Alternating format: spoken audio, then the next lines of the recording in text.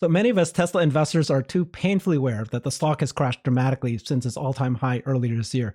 Two-thirds of that can be applied to the inflationary macro, but the rest of the stock downturn, many are putting the blame squarely on Elon. Elon buying Twitter, right? Elon making divisive political statements, and Elon being Elon. So Farzad Mesbahi is here with us today, and someone who's previously worked at Tesla for 4 years. He's been studying Tesla's business every day since that, and running a successful YouTube channel. He's a great person for us to ask. Should Elon be replaced CEO? If not, shouldn't he at least hire a president or CEO who can run the business? A question that many people are asking now: is the board negligent in allowing Elon to continue hurting Tesla's brand through his Twitter escapades? So welcome, Farzad. Thank you so much. Thank you for joining us. Thank you so much for having me. I love how you frame the questions with the most hard-hitting questions possible. And I'm just so happy to be the one to answer them today. So thank you very much for putting me on the spot. I can't wait.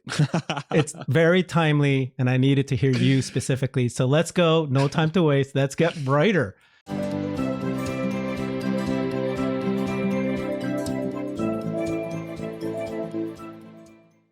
All right. So Farzad, right? The stock has clearly now decoupled, right, from the macro, broader S&P, the large market caps. And you know when it happened? It happened right around the time that he purchased Twitter. So I'm curious to hear from you. What is your opinion? He's negligent of Tesla, or is he still working at Tesla? What's he doing? Yeah, I mean, of course, all I can do is speculate, right? None of us know the actual answer because none of us have access to his probably disaster of a calendar, right? Just in the last space that he was on yesterday, he jumped off. I think he was on a space with Tara Bull and some other ones, and then towards he's just talking, shooting the stuff. I don't want to curse on your channel, shooting the stuff, and then all of a sudden he's like, "Oh crap, I'm late for a Tesla meeting," and then he bounced, right? So the way I perceive Elon, and again, I could be 100% wrong. I don't think the net number of hours spent focused on the company are that much different than they were before. So say, he was maybe 40 hours or, 35 hours at Tesla or 30 hours at Tesla. I think it's still probably around that number. Maybe it's, I don't know, 10 to 15% less because he has to, any human being has to make room in his calendar. But I do think that it's not as less as we think. The net number of hours now, how effective they are, that's a completely different story. And that's where I think people are concerned about his sort of distraction, moved focus, whatever you want to call it. It doesn't matter how superhuman the guy is in his ability. At some point, everybody's got a breaking point. Okay, everybody's got sort of a in that spectrum of ability. At some point, there's going to be diminished returns, and I think everybody's glass is different. My glass is probably at somewhere between 60 to 80 hours total work per week. I could be in front of the computer trying to crank stuff out. It just doesn't happen because my brain's literally falling out of my ears, right? You might be at 80 to 100. Elon's at 100 to 110. I don't freaking know where he's at, right? So I don't know if that's necessarily, I don't think about it too much that way, to be completely honest. I don't think about it from the standpoint of is Elon not being effective enough with Tesla? Because I really do think he is being effective with Tesla. It's just I believe the perception. Again, it's complete speculation. The perception is much more important in this case, and this is where there's weaknesses and there's gaps, right? From a messaging perspective, I think the company not, you know, it would be great if we heard, hey, Elon is working at Twitter and he is working at Tesla currently, but this is what it's going to look like for the next 3 to 6 months. We are expecting our CEO to be working on Twitter for blah time, but but here's the deal: they've never done that with him working at SpaceX at the same time, and they've never done that with him working at Neuralink, right? So it's like wishful thinking, maybe in a way, to expect that sort of behavior from the board or the company to all of a sudden switch. But ultimately, I don't think there is an effectiveness. I don't think his effectiveness has changed too much, and if that were the case, I think that doesn't. I think that discredits the talent at Tesla. To be completely honest, I think Tesla is filled with talent. They're filled with leaders. Um, and of course, we can't say that there's zero impact with Elon working at Twitter, but I think it's much less than people think.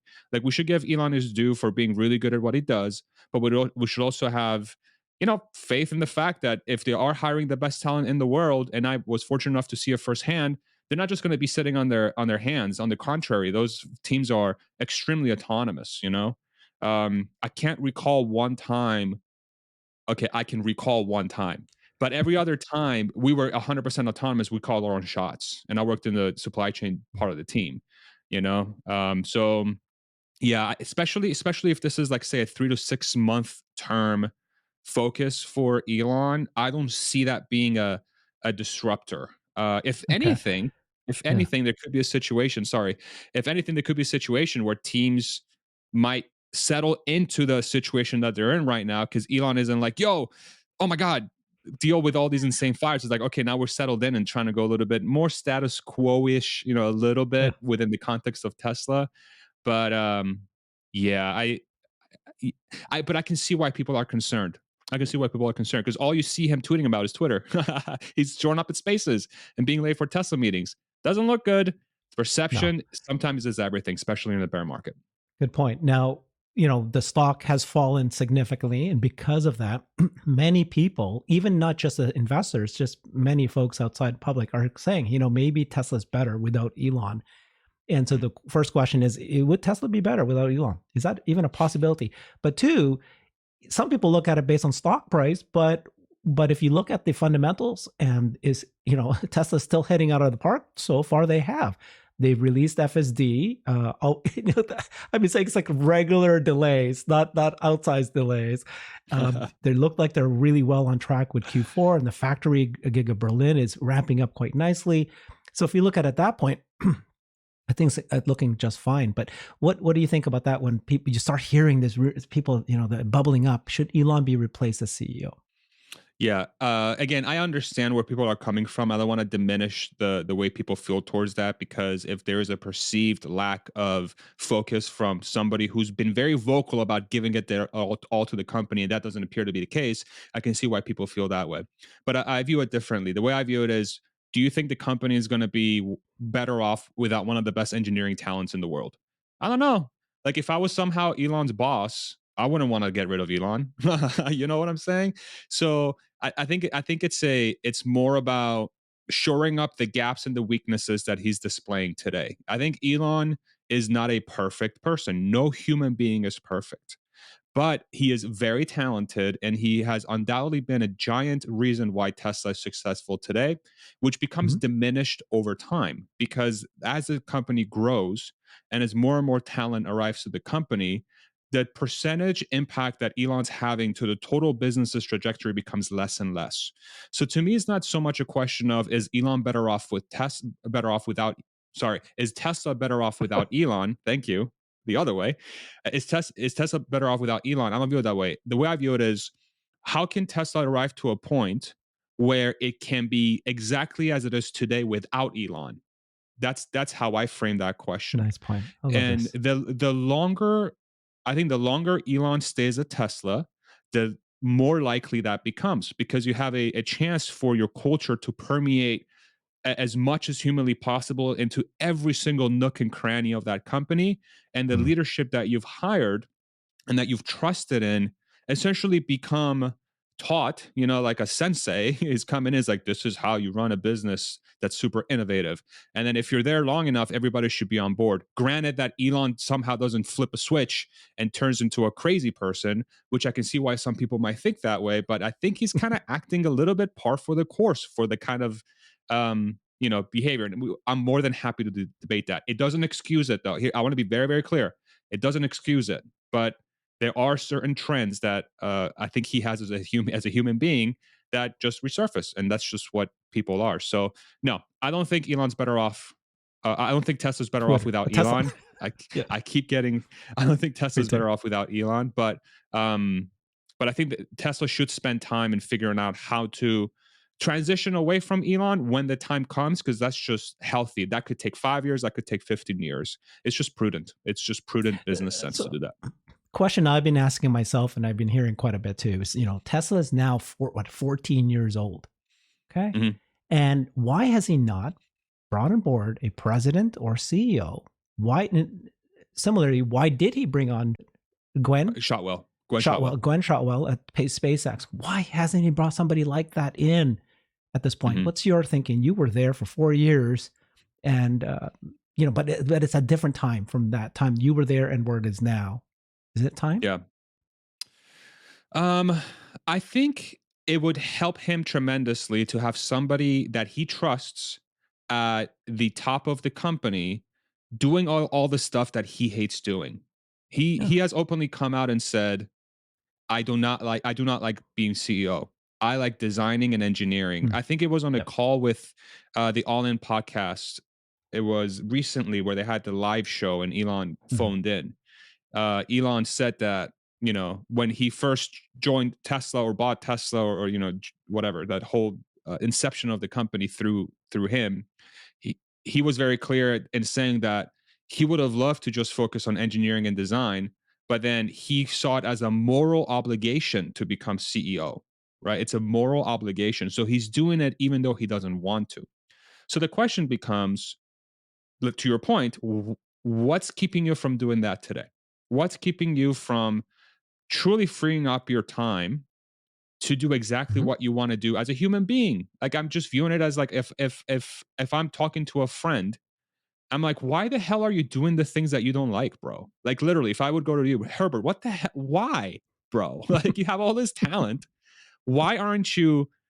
There's got to be somebody in there that's willing to do it. Now, what it could be is that there is a lot of complexities being a public company. I've never been anywhere close to being an executive at a public company, but I have been in the Mhm. room with the executives in my past, and I know sort of how they think. And I'm not saying Elon thinks in this ilk, but it's clearly a consideration of how, as a public company, the markets are going to take it, where you are as a company, and trust. It comes down to trust. Now, I'm not saying that the leadership team there he doesn't have trust in, but perhaps in his mind, he doesn't think it's the right time yet because he feels that he hasn't done everything he needs to do to ensure that the handoff to the new, CEO or whatever can be done in the best way so that that person can have the most success, right? And I don't know what those variables are. Um, it's a fascinating question. But here's the deal: there is going to come a time. It's coming. Elon's not going to live forever.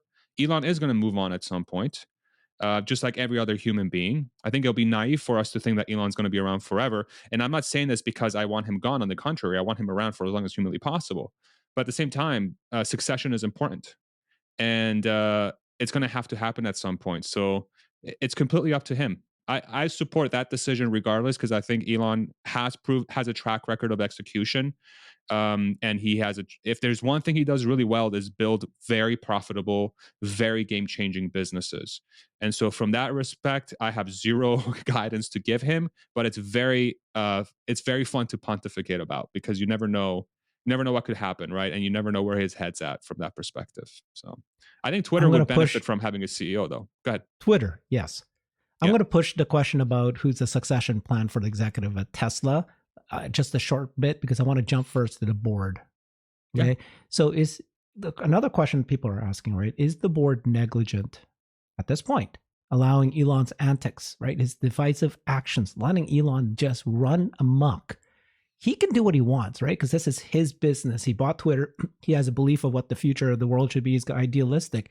But Tesla's board is supposed to be protecting Tesla shareholders and to Tesla's business. And let's take a look at who's on the board, right? So what is it now? So you've got this. Let me just go to my list here. So you got this brother Kimball. Hmm. He's got Andrew Baglino, who's an executive at Tesla. Hmm. He's got Robin Denholm, Ira, and James Murdoch. Many are looking at that list and going, well, it's a pretty small little group that's all pro Elon. Elon controls his board. There really isn't a board. He's making all the decisions. And it's like his call, what he wants to do. Now, I'm not saying that's wrong, but as a shareholder, for other regular shareholders, what's your take on the strength of the board? And are they performing as you expect that they should be, or are they negligent at this point? Yeah. When I think of Tesla, the board rarely comes to mind, but I think this is a perfect example where there are gaps. There are gaps in communication. There are gaps in controlling a narrative. There are gaps in ensuring that your investor base isn't divided. This is a result of the company, I think Elon specifically, in the way he ran the culture, the outwards culture of the company, which is a very inclusive. He opened the doors up to a lot of, it's very unorthodox in the way he opened the doors up to people to see who he is as a person in operating Tesla, which attracted a lot of people in a very Hmm. unorthodox manner. But at the same time, when that group, when a subset of that group starts feeling betrayed, slighted, like you're not focusing on the mission, so on and so forth. That's the double-edged sword of having such a powerful gravitational force, is that if you are not doing the right things Mm-hmm. in that group's eyes, you're not going to have a good time. Okay. And this is where the gap is. And so the question becomes, is that a board responsibility, or is that something else? I don't know who else's responsibility it would be. It's not Drew's responsibility. It's not Zach's responsibility. Maybe Martin's. Maybe maybe IR. Maybe if there was a, God forbid, PR department, right? Which is like the, don't ever say that word around Tesla, right? But there's a very obvious gap. And I'm just reminded of the fact that it doesn't matter how brilliant somebody is, and there are going to be gaps in the process. And I do think the board obviously is very pro Elon, and they have every right to be, because he is a very unique force in entrepreneurship and business building. But if there was maybe more variety of thought from that perspective, perhaps the whole, hey, your retail investors, who are the people that you've been catering to very openly by saying you're never going to give up on them, you're first in, last out, buy the dip, right? Have you thought about the repercussions if maybe it starts going sour? I don't think so. It doesn't seem like that's the case, right? And I think that's a little bit unfair to the retail investor. The one analogy I like to use is, when I worked at the company, the culture had a very specific sort of force to it, which is, we were focused on making changes. Let's not worry about emotions or ego. Let's just focus on what needs to get done, and that exact same energy is being outwardly projected onto everybody. But the problem is that as a Tesla employee or somebody who works within the company, one, you are filtered through that to ensure that you can survive that sort of environment. Whereas anybody can buy Tesla stock. If you have like $150 now, less if you do fractional sharing, you can buy Tesla stock. And so if you apply that sort of culture onto that public, you're not going to get good results in tough times, because it's like, well, just suck it up. Like Elon himself coming out and tweeting like, focus on the future, it's macroeconomics, don't worry about it, like just think long term. Okay, do you really think do you really think that retail investing base is going to take that kindly? The question becomes, does the Tesla board and Elon view that as important? And I have no idea what that answer is, Yeah. because there is no answer, right? Where do you And I stand think on that, this question that retail investors should have somebody on the board? Leo Kogwan. People are throwing up names like Gary Black and Ross Gerber. I think it makes a lot of sense to give voice to the investing base um that you've invested so much time in. It Mhm. make I That's the way I view it. If you've been so unorthodox in your process of selling your stock, let's use the word sell sort of loosely here, but essentially creating Yeah. this environment where the retail investor is such a big percentage of your total Mhm. float, and you've been very calculated, I believe, in that sort of approach, Mhm. then I think it makes, I don't know if it's somebody on the board or at least a little bit of TLC, you know? And then this is not for me. This is for everybody. This is for everybody who's in my DMs saying what the hell's going on. This is for Mhm. everybody in the comments section saying what the hell's going on. The fact that that's happening to me tells me there's a gap somewhere, right? Um, And of course, do we help ourselves by being YouTubers, quote unquote, spreading the gospel and being like, hey, look at how awesome this thing is? Maybe we've brought it upon ourselves. That's maybe just a byproduct of having a platform and having free speech and coming out and saying what you believe in. Hopefully, that's what everybody's an honest player in this case. I certainly think you are, and many others are. But this is the byproduct. This is the byproduct of building that sort of investor base. Um, it's this is a very new, and you layer in the fact that the company is so profitable. It's so profitable and it has so much talent. I'm like, why? Come on, like this, we can solve this. This doesn't seem that hard. But again, it becomes a list of priorities, and I don't know, man. It's confusing. Yeah. It's for sure Well, it confusing. goes back to the board possibly being, maybe not, I'm going to take out the word possibly. The board is very weak. The vast majority of the board members don't own much of Tesla stock at all. True, So not, true. it's like, are they're supposed to represent the shareholders, and yet the only major shareholders is Elon. Yeah, And yeah. he's got so many interests and missions that he's going after that it does feel like he has left. So I'm going to get back to that, but let's go back to the executives, right? So that's the board. Now, when you talk about the executives, right, you have some strong players. I think most of us in the community feel very, respect Zach Kirkhorn, who's the CFO, Drew Baglino, the SVP of engineering, Jerome is kind of a new name coming up with the engineer or for the semi. But other than these three, we haven't heard of anybody else, right? I That's think you meant possibly Dan for somebody. the semi, right? Not Jerome. Dan, I think. Oh, what's Jerome do? Jerome used to. You thinking of Jerome Gillen? Yeah, Gillen. Yeah, Yeah, president of he heavy left the trucking. company. He left the Okay, company. gotcha. Yeah, yeah. Okay, so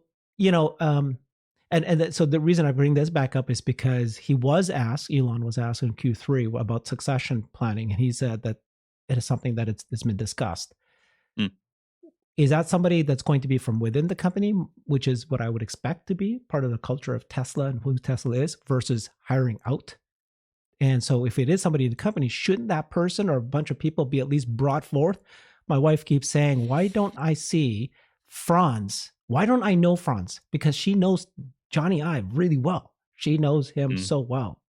And why doesn't she know Franz? I go, there's a great designer, better than Johnny. Well, why? And that's a good question. I don't have an answer to that, right? I mean, we know Franz, but the general public does not. Why are they not being given airtime and being, sent out? And so Elon is such a magnetic force. He's taken the oxygen from the air, and no one else has the ability to stand up, which is ironic because that's what you thought Steve Jobs was. But we knew quite a number of the executives at Steve Jobs, right? They would be on every quarter. You would see them being showcased their piece of what they own, and they're presenting. Yeah, Why is this different? Why is it always just Elon presenting? that's a very good I will question. say, sorry, I will say though, I'm very, very excited and impressed that every event that Tesla has, he has a whole group of people, and they're all presenting. But what I'm saying is that, which is great, right? It's like this big group of people, and there's so many. But then you don't know any one of them, and they're not as big of a person if there was at least Yeah. 5 people that was focused on. No, that was going to be my one sort of pushback is that as of recent, he's done an excellent job bringing the talent forward at these events. So I think there is a very much a concerted effort to highlight just how much talent there is at Tesla and how capable they are. So I've seen that transition. I'm very happy to see that. I think the other side of it too is, and I don't know if you've seen this in your professional career, but like sometimes people just stand out, bro. Like sometimes they just stand out. Sometimes they're just too talented, too charismatic, too weird to not stand out, And that's just who Elon is. He's a very high talent, high capacity, charismatic, uh, charming because of his flaws, right? He's one of the worst public speakers of all time, but you can't help but sit through all his stuttering, right? Because you just want to hear the next brilliant thing he's going to say. And props to This is him so for true. doing that because I'm sure he's so like we know because he is on the spectrum. I'm sure it's very difficult for him to get in front of a crowd like that and do what he does. So more props to him for having that bravery. But he sucks at public speaking, but we still watch him do it because he's just so unique and such a talent, right? So I think there's some of that too. Sometimes it's just impossible to take the oxygen away from somebody if they have the biggest lungs in the room, and that's what Elon Musk is, right? So, um, but I do think that the recent trend of getting more talent in front of the camera at these events Mhm. is a step towards that, which is like, hey, I am not only Tesla, and he said that in the past. The Mhm. Tesla team, the team at Tesla, don't get enough credit. They don't get enough credit, and I think this is a very concerted effort to start bringing people forward and being like, yo, check this out. Look at Dan. Look at, the AI presentation, which I thought was it the AI day two with the bot. The thing that really stood out to me is that who was the first person that came on stage in a super male dominated engineering field? A woman. Yeah. Okay, Yeah. so like these are the little tidbits that get thrown in these presentations that I think sometimes get lost when you're thinking about there's more than that. But when you're on Twitter and you have 121 million followers and you're saying some wild stuff, that's some of it's pretty divisive as of late. What do you think is going to happen? So yeah, man, and that's again part of. I'm wondering if Elon is thinking about this in that way that his how he let me think how I can say this. How he approaches social media and his ability to have freedom of speech as an individual, does he understand that he needs to decouple Elon Musk from Tesla for Mhm. people to understand that it's Elon and not Tesla? And that's the piece where I think if you're allowing the public to make that decision on their own, you're going to have a lot of turbulence through that period of time until enough people are like, well, Elon's just just whatever. He's just a guy. He's not Tesla anymore. But at what cost? At what cost? So, and that's a whole lot of debate. Yeah, so it's Who, fascinating to if watch. you had to guess and assume that it's going to be a succession within somebody already working at Tesla, is it Zach? Is Mhm. it Drew? Is it somebody I haven't heard from? Is it Tom Joe? Drew? Yeah, I have different theories on this. I do think, initially I thought somebody like a Herbert Deese would be a good idea to bring in Right? to Hmm. oversee because the one thing I really liked about him was that uh, he was a somebody who was pushing for innovation and change in a culture in Germany, which is very much not there. It's like engineering squares 90 degrees, everything process for everything. How dare you? Nope, Hmm. nope. We have to be super, super strict about how we approach things, right? And having somebody like that at Tesla, I think would fit right in. But really the question becomes if the assumption is that Elon will continue to do design and engineering at the company, which I fully believe he will, even in a scenario where he quote unquote steps down as CEO or steps up to head of the board, Sure. and I still get to play and do fun stuff, then I don't know if the leader of the company makes sense to be an engineer because then you're just clashing at that point. Then you're just adding a barrier that says, okay, but who's really driving the ship here? Is it engineer CEO Drew or whoever, or is it chairman of the board, engineering design head Elon Musk? And we all know who's going to get who's going to win that argument every time, right? It Hmm. doesn't seem like the right way to organize the company. So where my head goes is like, okay, where are there opportunities for a CEO to fill the void of what Elon would leave as long as he's working as an engineer at the company? And so my head goes to, if we fast forward in the next 5 to 10 years, what are two things that Tesla is going to be super um, like the two biggest things that come to mind is they're going to make an incredible amount of money, like just so much money they're literally not going to know what to do with. So Zach kind of makes sense in that respect because he's proven to be an excellent CFO in my opinion. Even with him buying Bitcoin, I'm a big believer in Bitcoin. I Smart. am. So that showed me that he's willing to take some risks. So I like that. Yeah. Zach is one, and then two is AI, and AI is going to be such a big part of the company, right? So does it make sense to have somebody at the head that is going to be able to drive those projects into the future as Tesla evolves away from being just a manufacturing company into an AI company? Or it could be as simple as buying Redwood Materials and sticking JB as a CEO.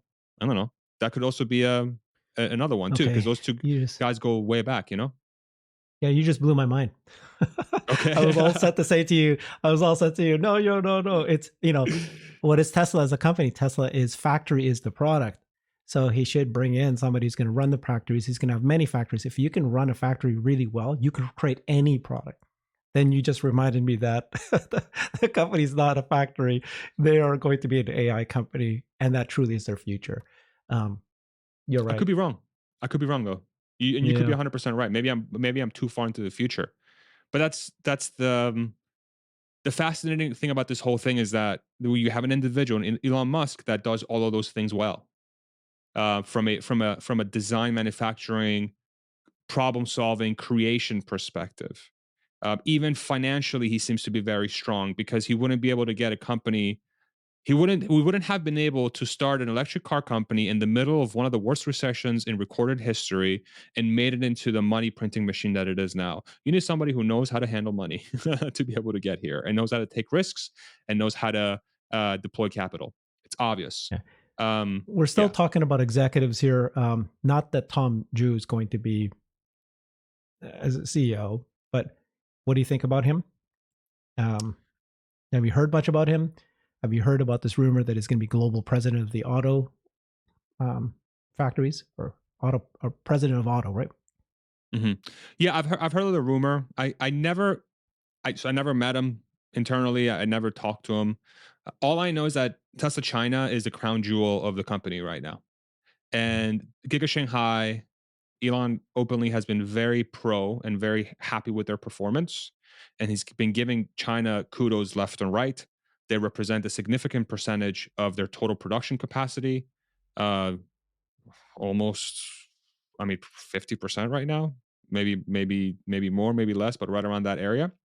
And you have somebody in Tom who has a track record of excellence when it comes to ramping auto manufacturing.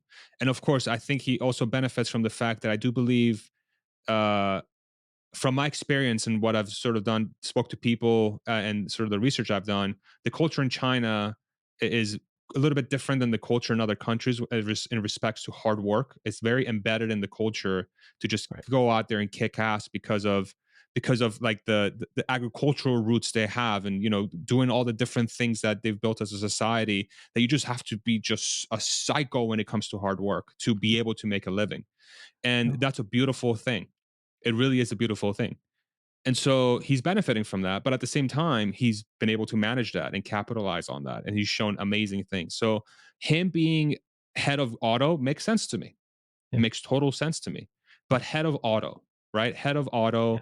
I don't think him being CEO of the company makes sense because No. it seems like he's narrow in his focus. And so I think it makes sense for him to be head of auto. And I believe that the company will benefit from that because you'll take the culture and you'll take the learnings from the crown jewel of the company and you'll plop it into Berlin with a brand new slate. You plop it into Austin with a brand new slate. You redo Fremont, that chaos of a factory, and you make that into another crown jewel of the company. And I'm not saying Fremont is chaos because they're doing a bad job there, and not at all. It's because every single V1, like version one of every Sorry, bro. production line, is in that facility, and it's Yeah. not optimized for good flow of product. It's like 17 different separate buildings. Like, you're not going to be able to make a EV very efficiently on a plant like that. It makes much more sense to have like a Berlin and Austin or a Shanghai where it's just one building and the flow of material is straight lines instead of like this weird thing that happens in Fremont, which is how gas cars are built. And I'm not going to go down that freaking rabbit hole. So, yeah, I think Tom being CEO or like president or head of automotive globally makes a lot of sense. And I think Tesla would benefit tremendously from that. So on one hand, I think that Tesla should have a COO because they're well on their way. 14 years ago, 14 years old now. They've got 4 gigafactories. They've got many products. They're just selling like crazy, and it's all about ramp production. But on the other hand, you've told me, and we can all see that Tesla is this kind of self-guided, autonomous teams all over the place, and having Yeah. a central CEO may not make sense at all. But why is it that Tesla does not have a CEO? Because I could argue that, well, SpaceX has one, or at least in title, her title COO. Why is there no COO? And then just the broader question is, Tesla's operating like gangbusters, like the best company that's ever operated ever. You could argue he certainly started, he created the culture, and how is this possible? Right? Pretend you're Joe Justice, but you're actually just like Joe Justice. You've been there, you've seen it. You were physically there. You were part of the company. And you saw the factories, the supply chain part of it. Yeah. Yeah. I think it's a lot of it is because the titles don't mean anything. Mm. Hmm. To be Hmm. completely honest, they really Gotcha. they kind of sort of put Good you point. in a place to focus on. Zach, yes, he should be worried about the money. Drew, yes, he should be worried about the engineering. When Karpathy was there, shoot, he should be worried about the AI. But the way the company's built is the problem solvers, you leverage your problem solvers wherever possible. And although you could create departments, sub organizations, whatever you want to call it, that are a little bit more narrow in their capacity, in the end, it comes down to how do we maximize the chance of a very talented person to make an impact anywhere.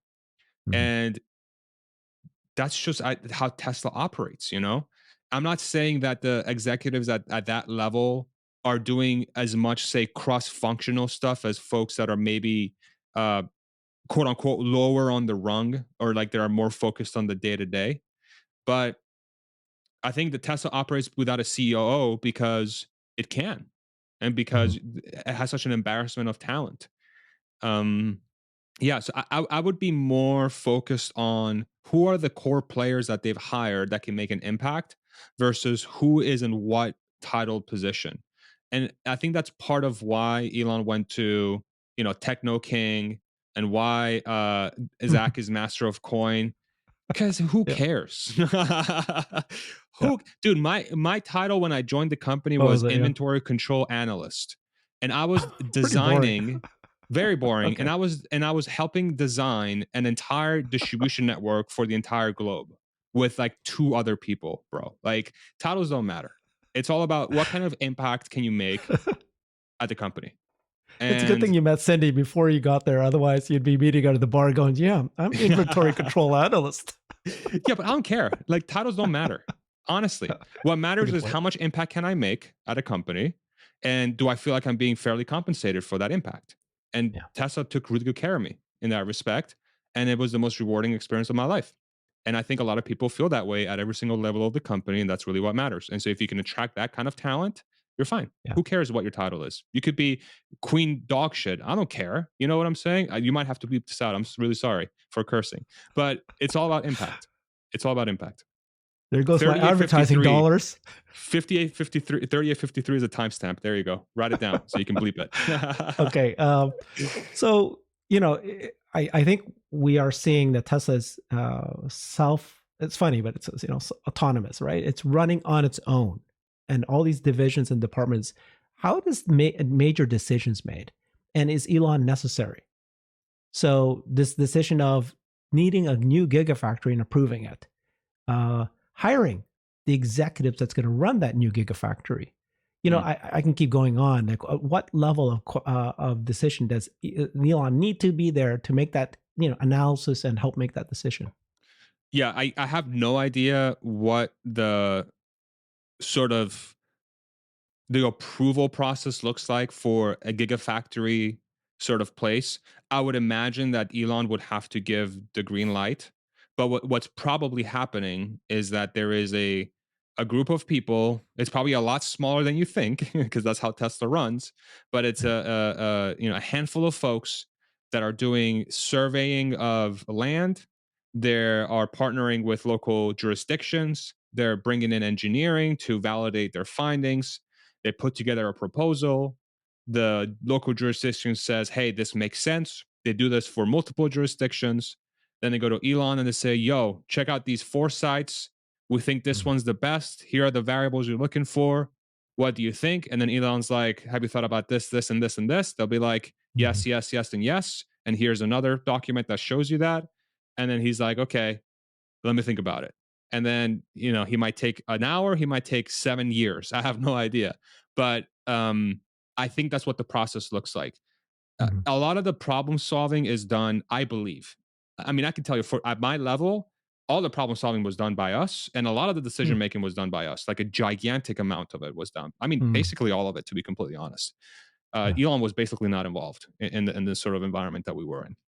Mhm. But when it comes to gigafactories and other things, maybe like I don't know the robo taxi, the full self driving, these giant things for the company that are going to be extremely crucial to create the next sort of stage of the company and its ability to build things. Elon is totally 100% involved, but I'm curious how much of it is approving things and how much of it is being directly in the process of finding out what's going on. My gut tells Mhm. me, sorry for my dogs, my gut tells me that right now Elon's much more in the approval phase, Mhm. and a lot of the problem solving phase that he would have been doing before has been delegated a little bit more. But that doesn't mean that it's not equally as effective. It just means that there's other people at the company that are just as talented as he is in that arena, are making the problem solving, and then they're just vetting with him from time to time depending on the severity and the importance of said things. Yeah. I'm pretty confident myself that I think that the company is self-running at this point, like you said. And then I think Elon said one time that if he, like when the gigafactories, Berlin and Texas were just ramping up, and he was saying it's a money pit, we're losing millions of dollars per day. So then he focuses, he dives in, and he said that just 30 minutes of his time, it was like $10 million of savings. Hmm. But it seems like, there's fire. He said at one time as well, like every single day it's a fire. It's brought to him. So the major fires are brought to him. He makes those decisions. He digs dive, and he moves on. But if the company's basically running on its own, and it's only the major issues that they need his help, and because he's such a brilliant guy, he can make that decision and solve it. But if he wasn't there, the company will just make those decisions on their own and move forward. And I think Yeah. that's what we're seeing in the last 3 months. We're seeing that Tesla's still moving along nicely. SpaceX is going incredibly well. We don't even talk about SpaceX, which we should be. And they're they're launching a rocket every week. And it's almost like, he said that 85% of time is on SpaceX and 15 on Tesla, but you wouldn't know it, right? Because these companies are just firing and all. I've been saying this a lot, firing on Yeah. all cylinders, and Yeah. I can't. I should say that, right? The Plaid motor is at top RPM, whatever you want to call it, right? So Yeah. let me put it in a different context, right? Well, first of all, let me just be extremely clear. The company is 100% self-sustaining. It's impossible Yeah. to have a Yeah. 100,000 person company not run unless it runs. You can't just have one person be responsible for 100,000 people. That's freaking insane. That does not happen. The company's 100% self-sustaining. Let me give you an example though. Have you heard any noise about Tesla service lately? I'm weird because I actually think that service is amazing. Every time I've had it, it was brilliant, and I know I hear Yeah. some people complaining about it, but I'm like going, no, it's pretty friggin' awesome. But you But yeah, haven't really heard anything, right? Like you haven't heard any not stories, and I'd be recently. curious to hear. Yeah, Yeah, because it's self-sustaining. Because they have a team that's in charge of service that figures stuff out, and they get it yeah. fixed, and they get better over time. I was part of that organization. It just gets better. The Elon is a lever that gets pulled for ingenuity of the solution and the speed Mm, of implementation. That's how I think about Elon within the context of executing a Tesla. mm, So him not being involved at Tesla, if we assume that him being at Twitter means that he's not as involved in the Tesla, which one can obviously say yes, the question becomes by how much, then the speed and the ingenuity for some very, very, very small things could be impacted by his lack of presence, but it doesn't mean that it's material, and it doesn't mean that it doesn't get done, right? And so that's what's very important. And I'm not trying to diminish his ability. All I'm saying is just what happens. This is what happens, okay? mhm. Um yeah, so for folks that are concerned about Tesla not being able to operate at the same level, I would encourage you to just let it play out. See what happens with Q4. See what happens with Q1. Don't take me as gospel. See their Yeah, results. If Q4 and Q1 come in right. and they meet or surpass expectations, there's your proof. You got Yeah, nothing else to worry about. And I'm pretty yeah. confident that they're going to be fine. Yeah, and this quarter is the time that he's so involved with Twitter and Sure. distracted by Twitter. So you're right. And then um, there's this notion that Elon owns all these companies, but because he owns all these companies, so one of the negatives is that he's distracted because he's got his mind in all sorts of companies. He's running Mhm. Neuralink. He just did a demo, right? He then next day goes and presents a semi. Um, but at the same time, we hear also that these companies, they're all kind of interconnected and there's benefits that he owns one and the other. Like when he bought Twitter, he actually brought in some key executives of SpaceX and Tesla to go there. And then just yesterday, he promised and he said that, you know, Tesla shareholders will benefit from Twitter in the long term. When you Yep. heard that and saw that, what are ways in which Twitter can actually help Tesla? Because as a Tesla investor, that's what I really care about right now because I got my significant net worth is there. I'm a little upset with him being out of, not caring is what I perceive it to be. Like we said, stock falling so much because of Twitter.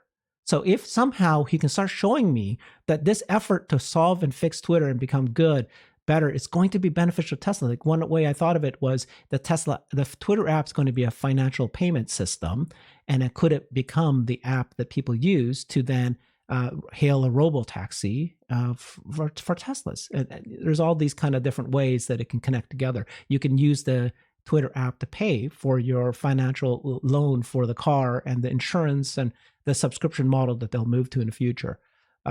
Yeah, what's your Yeah. thought on that? I I think those are absolutely part of the equation where there's going to be some sort of um, tool set that Twitter is going to be able to bring to the table as it becomes sort of X and that everything app that's going to have a implementation with the core business of Tesla. I think that's definitely one thing. But the way I think about Twitter and it impacting Tesla positively is a little bit more, I guess, abstract in a way.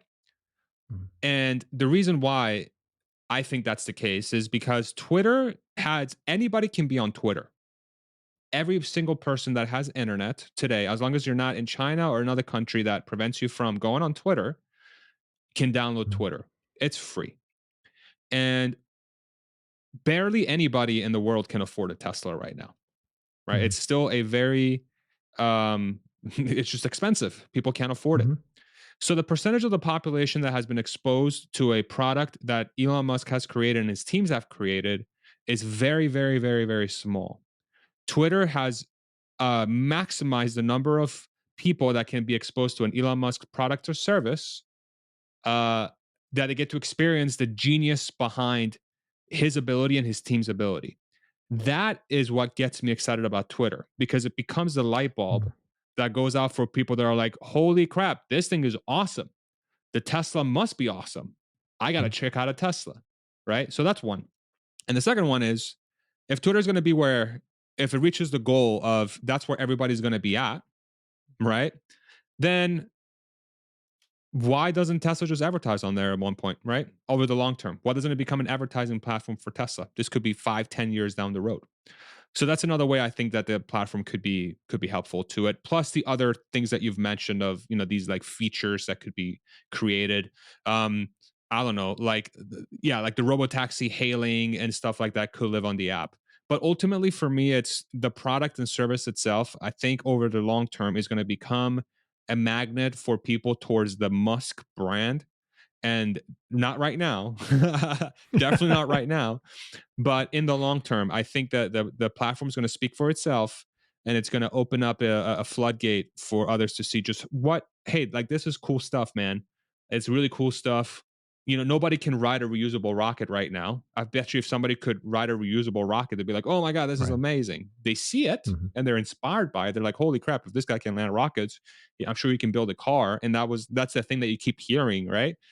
So Mhm. if this guy That's can right. build the best social media platform in the world that I'm extremely happy to be on, I'm sure Yeah. that his car is also great, and that could also become a net positive Mhm. for Tesla. Yeah, that's how I I think like the about it. way you think. Yeah, you always keep making me think differently. I love it. So I'm okay, probably I wrong on all of them. buy. Yes, Wait, you convinced me. So Just because I'm persuasive No. doesn't mean I'm right. uh, so I can see how Tesla is as a company is operating on its own, right? We talked about that, and I can see how robotaxi can actually continue and develop without Elon's necessarily being there on a day-to-day basis. Mm, He's already felt and said that he thinks that robotaxi is to solve the problem. It's just now the mm. March of Nines. We've heard um oh, I forgot his name now, but the engineer that left Jerome? Le- uh, huh? Jerome? No, Which the engineer? engineer that left. Um, the AI director, Oh, Karpathy. Karpathy. I'm sorry, That's okay. Andrei Karpathy. So, it's really working on its own. But wouldn't Elon be needed for the bot? Isn't that something that we really need? He said that this is now the top priority for the company in the beginning of this year, and now he says the top priority is woke mind virus instead of the bot. The bot is clear, the value to humanity, the value to Tesla stock, what it can solve for humanity, as we said, is like basically nobody has to work anymore. The economy is endless, right? I mean, there probably could be used to solve world hunger. It's just unbelievable. But now he's not focused on it. Is he not needed for the proper development of the bot, which is still in its infancy? So that's a great question. That's an area where I do think his impact is very important for the Mhm. long term. Again, so the longer he's at the company, the more chances there is that these long term, incredible visionary things become reality. But at some point, certain things are just way too crazy, and it requires a crazy person to dream them up. And that's Elon on the bot, right? No one Yeah. else, who else is even getting close to doing something like this? Person could say, Boston Dynamics has been doing this for a long time. And I would say, okay, does Boston Dynamics have fingers? It sure as hell doesn't. So we're not talking about the same thing. We're talking about an incredible, amazing Mhm. engineering feat from Boston Dynamics that I'm not even going to pretend to know what the hell I'm doing or talking about when I look at that thing. But talk about the usefulness in real life or the potential usefulness Right. in real life. You're talking about two completely different products, right? So that's where Elon Musk's genius comes in. The question becomes, if we take Elon to his word and assume that he will implement a CEO in the next 3 to 6 months, him openly saying he's looking for somebody to be CEO of Twitter. He's openly said this. And we Yep. assume that this is a short to medium term thing. Does this materially impact the bot's ability to come to life in 2025 or 2026? That's how I view that equation. So I think if you're kind of Right. going 3 months into the future, 4 months into the Yeah. future, is Mhm. really a 3 to 6 month delay that big of a deal? Because Right. Tesla's late for everything anyway. you know, who cares at that point? But it does stand to reason though that I do think Elon, in that respect, for the future products of the company, for like those Mhm. huge game changing things for the company, he's still very much needed. I would argue that, like, say, if you're talking about full self driving as an example, I am not so sure if Tesla needs Elon anymore to Right. execute full self driving level 5. So Mhm. the second leg of the company, I Mhm. think, is secured without him. Like 20 million cars by 2030 and Mhm. Tesla That, FSD completion, I yeah. think that gets done without Elon. It's probably a little slower, but it Yeah. gets done. But the bot doesn't get done without him.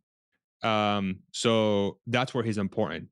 Maybe that's what he's waiting for. Maybe once he feels like the bot is ready to go and his help is not needed anymore, then he was like, okay, cool. I am y'all got this. Just put the bot to work. You don't need me anymore. Make the bot go to Oh, work. And then I'm gonna I like focus that. on Yeah. getting my ass to Mars.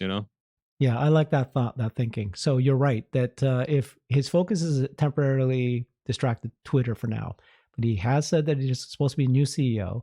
He's just got to save the company, right-size the ship, and then head in the right direction. It's only a 6 month delay. He has already focused on the bot for the last 6 8 months. It started last year, so there's obviously activities in progress they're trying to make, and then like you said, he'll come back in, solve the bot, make sure that's going well, but and then the future products that we're hinting at, like a electric boat, short Mm, short haul planes, mm, uh, HVAC houses or HVAC products. mhm. But I think for me, the thing that is keeping him at Tesla is the bot. I think once the bot is on its way, he is going to continue buying new companies. So I took a look and I just mapped it out, all the companies that Elon has bought, and there is a clear pattern. Basically, he started two on the same year, but then every 3 5 years, 3 years, he sets up a new company, and people going, "Oh, that's it. Oh, that's over." It's not. He bought Twitter this year. In 2 years, That's there's going to be a brand fascinating. new separate company.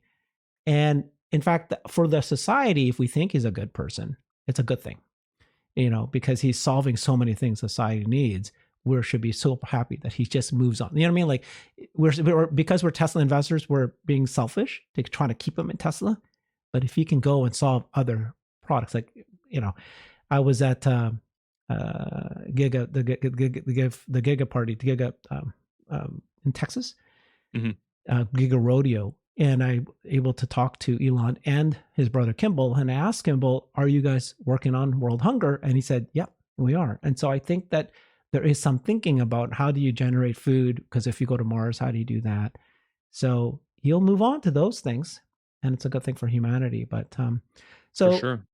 what would you what is what if you had a chance to talk to Elon right now, and you are a Tesla retail investor, he wants to hear your advice. What advice would you give him to help? You being the kind of in between the retail investors and him right now. What advice would you give him? Yeah, that's a great question. I would go back to what I mentioned earlier and reference back to um, you know, I'm gonna pretend you're Elon. Elon, what's up? How's your day going? Um, so the thing that I would be really cognizant of and try to really focus on is that you've opened this door to the retail investor. You've done such a good job in the last 10 years, and you've been Mhm. so gracious with your time and gracious with the ability for people to see what you're doing, and you've been so brave in being vulnerable, and you've been so brave in being tackling this company in such a different manner that you've earned so many people's respects, and so many people um look up to you, and they see this company that is so game changing, and they view your word and they view you as somebody that they can trust.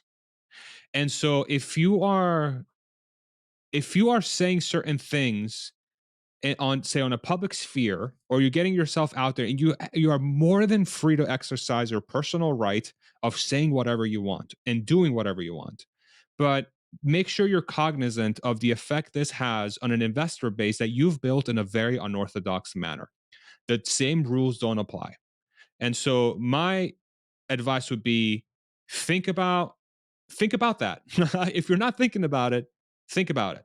And if you are Mhm. thinking about it, I would encourage you to perhaps prioritize it a little bit higher, because there there is a bit of pain and there's a bit of Yeah. erosion of trust, I think, when folks feel like they're being betrayed or they're being lied to, or even if it's right or wrong. Again, this is perception. This is why this is so important.